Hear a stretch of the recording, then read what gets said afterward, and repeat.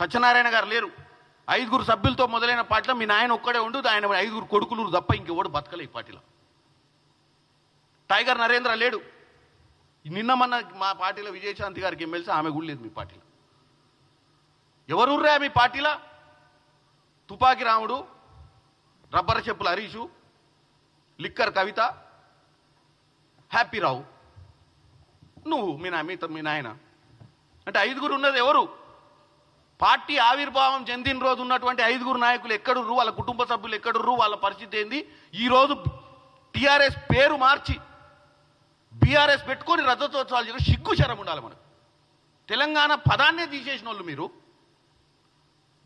భారతీయ రాష్ట్రీయ సమితి అని పెట్టుకొని 2 ఏళ్ళు రాలేదు, దోసుకున్న పైసలతో రజతోత్సవాలు చేసుకుంటూ తప్పు పడతలే. బరాబర్ తెలంగాణ ప్రజలకు చెప్తున్నా,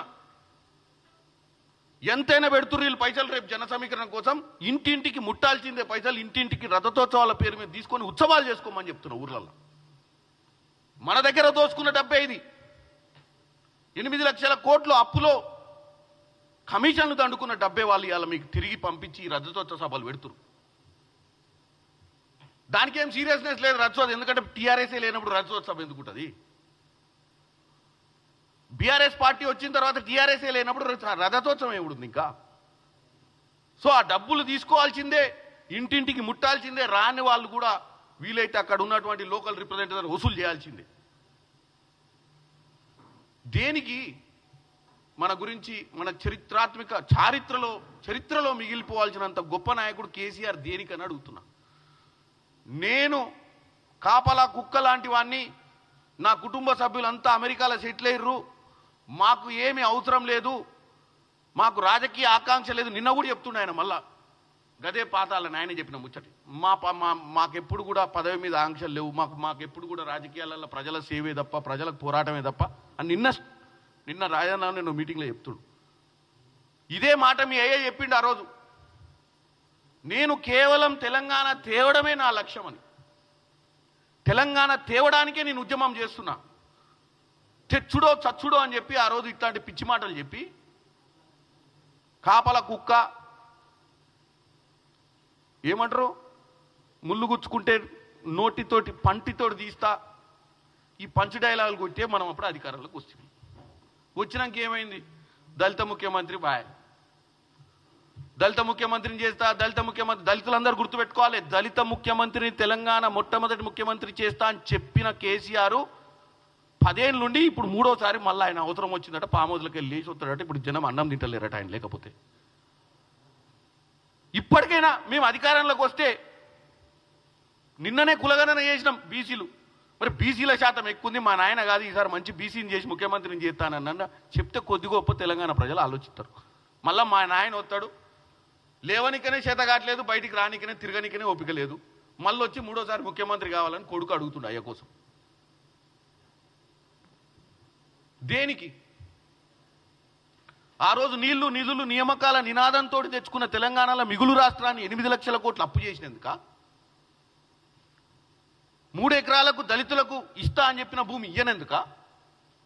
కేజీ టు పీజీ ఉచిత విద్య ఇచ్చి ప్రతి ఇంట్లో ప్రతి వాడికి ఉద్యోగం వస్తుంది, చదువుకుంటాడు, నెలకు 2 లక్షల ఉద్యోగాలు ఇచ్చినందుక?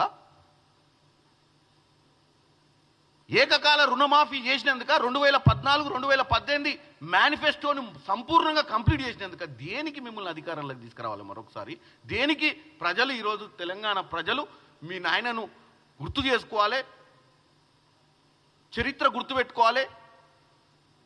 ఇప్పుడు అర్జెంటుగా మళ్ళీ సీఎం కావడానికి చారిత్ర అవసరం ఏందో చెప్పాలి. మైకు దొరికింది కదా అని చెప్పి సరే చరిత్రను తిరగరాస్తే పాపం చరిత్ర చదవనోళ్ళు ఔరంగజేబ్ గురించి చెప్పు, అక్బర్ గురించి చెప్పు, రాణి రుద్రమదేవి గారి గురించి చెప్పండి, నిజాంల గురించి చెప్పండి, ఇంటరు. ఎందుకంటే చరిత్ర చాలామంది చూడరు కాబట్టి. అరే కళ్ళ ముందు చరిత్ర చూసినాక మళ్ళీ నువ్వు చరిత్ర తిరగరాజు మళ్ళీ మీ నాయన మహానుభావుడు అని చెప్పడంలో ఏమి మతలబు ఉంది?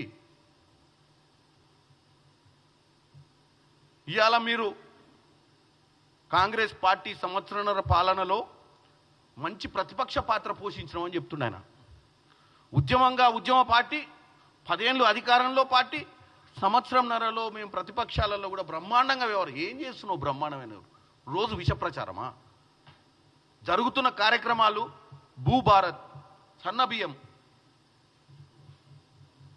ఇట్లాంటి మంచి చారిత్రమ ఇంటిగ్రేటెడ్ స్కూల్స్ మీరు కేజీ టు పీజీ చేయండి. మేము ఈరోజు 200 కోట్లు ప్రతి నియోజకవర్గానికి పెట్టి కేజీ టు పీజీ స్కూల్ చేస్తే వీటిలలో పాల్గొనండి. వాటిని మీరు ఎట్లా చేయలేకపోయారు, మీరు దోసుకొని పోయారు. మేము ఏదో చేస్తున్న దాంట్లో ఏమైనా చిన్న చిన్న తప్పులు ఉంటే కరెక్ట్ చేయండి. మీరు ఏకకాల రుణమాఫీ ఏ రోజు చేయకుండా 21,000 కోటి, సరే దాంట్లో కొద్దిగా కొంతమందికి అందలేదు అనేది నేను కూడా ఒప్పుకుంటున్నా. అవన్నీ కూడా మేము సరిదిద్ది ఇష్టమని చెప్తున్నాం. ఈరోజు మీరు చేయండి, మేము చేసినందుకా? మా పాలన గురించి మాట్లాడి మాట్లాడి మాట్లాడి మాట్లాడి విసుగెత్తుతలేదా మీకు? రోజు అబద్ధాలు మాట్లాడాలన్నా ఓపిక ఉండాల్సిన అవసరం ఉంది. రోజు అబద్ధాలు మాట్లాడాలి. ఒకరోజు మాట్లాడవచ్చు ఏదైనా రాజకీయ అవసరాల కోసమో రాజకీయ లబ్ధి కోసమో, కానీ రోజా? పొద్దున్న లేస్తే ఒకటే లైను. ఏ పేపర్ చదివినా కాంగ్రెస్లో ఏ పథకం అందుతలేదు. కాంగ్రెస్కి ప్రజలు ఓటేసి బాధపడుతురు. ఏ సన్నబియ్యం దీన్ని బాధపడుతుర్రా? మరి మీరు 10 ఏళ్ళు ఉన్నప్పుడు ఈ బుద్ధి ఎందుకు లేదు ప్రజల మీద? వాళ్ళకు ఇంత సన్నబియ్యం పెట్టి వాళ్ళు మంచిగా బువ్వ తినేటట్టు చేయాలన్న ఉపాయం ఎందుకు రాలేదా నీకు? ఆ రోజు మిగులు రాష్ట్రమే కదా, ఈరోజు అప్పుల రాష్ట్రంలో రేవంత్ రెడ్డి గారు సర్కారు ఈ పథకం తీసుకొచ్చింది. దండిగా పైసలు ఉన్నప్పుడు ఏం బీకిరు మీరు? దండిగా పైసలు ఉంటే కమిషన్ల కోసం కాళేశ్వరం కట్టుకుంటారు. పోనీ కడితే కట్టిరు, కాళేశ్వరం వల్ల లక్షల కొద్ది ఎకరాలకు నీళ్ళు పారుతున్నాయి, బ్రహ్మాండంగా ఉందంటే అది కూడా ఒప్పుకుందాం. దేనికి కట్టిరు కాళేశ్వరము? ఇంట్లో పండుకొని గీతలు గీసినావు, ఇంజనీర్లను పట్టించుకోలేదు. దానికి మంచి అజిటేటర్, మంచి అడ్మినిస్ట్రేటర్ అంట ఇంగ్లీష్లో.